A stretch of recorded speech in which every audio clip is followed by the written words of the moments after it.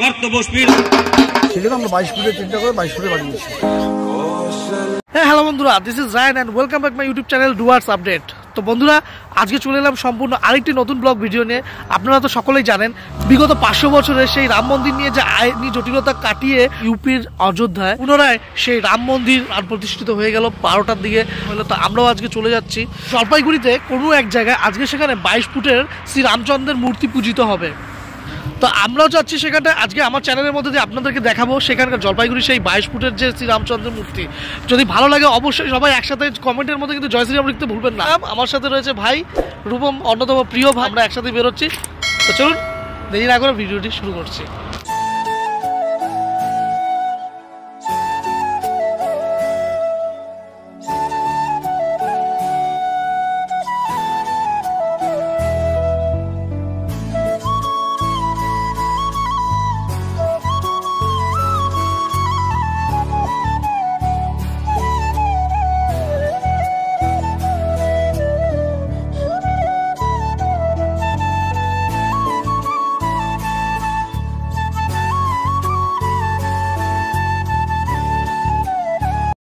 তো বন্ধুরা, ফাইনালি আমরা পৌঁছে গেছি জলপাইগুড়ি আর কদমতলা থেকে বাবনপাড়া। তো চলুন আমরা এখন এখান থেকে যাই সেখানটা, তারপর আপনাদের সামনে তুলে ধরবো।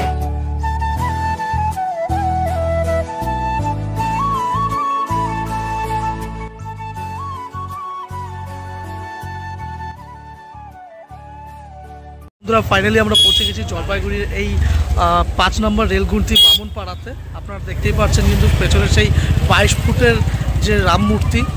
कैसा लग रहा है आज? बहुत अच्छा। हम लोग आज 500 वर्षों से ये दिन देखने के लिए बहुत ही हम लोग ने इंतजार किया कि पूरे बंगाल में जो है सबसे बड़ी मूर्ति है बन के तैयार हुई जलपाईगुड़ी डिस्ट्रिक्ट में। हम लोग जय श्री राम।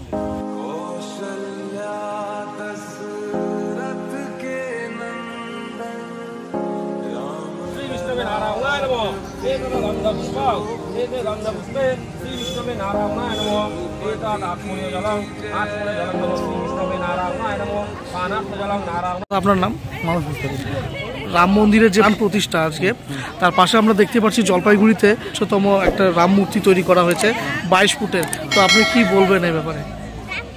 আমাদের প্রথম ইয়ে ছিল যেহেতু 22 তারিখে অর্থাৎ আজকের দিনে রামলালার প্রাণ প্রতিষ্ঠা হচ্ছে অযোধ্যায়, সেজন্য আমরা 22 ফুটের চিন্তা করে 22 ফুটে বানিয়েছি। এটা কি একদম মাটির ঘর দিয়ে বানানো হয়েছে, বাঁশ দিয়ে বানানো হয়েছে। কি বলবেন আজকের এই যে 500 বছর পর এই যে আমাদের রাম মন্দিরের প্রাণ প্রতিষ্ঠা হলো? হ্যাঁ, গর্ব তো হয়ই, ঠিক আছে, আমরাই বেস্ট।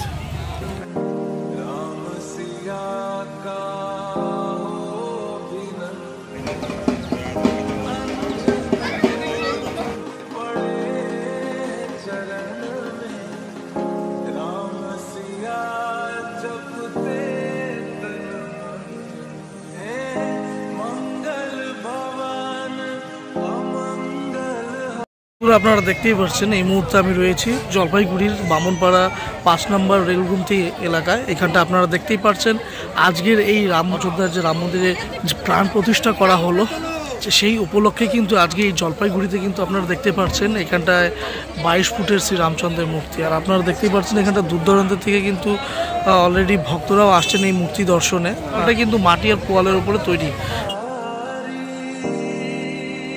কেমন লাগছে রামচন্দ্রের মূর্তিটা দেখে? চন্দ্রের প্রাণ প্রতিষ্ঠা হলো অযোধ্যায়, কেমন লাগছে? ভালোই লাগছে। এত বড় প্রাণ প্রতিষ্ঠা হলো, আমরা এখানে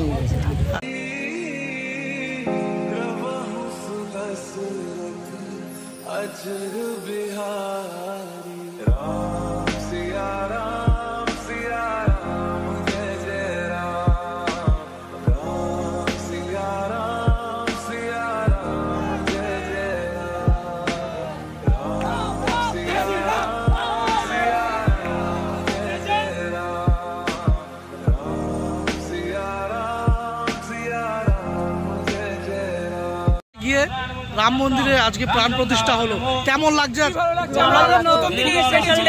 আমার জন্য আজকে একটা দিওয়ালি বলতে গেলে একদম।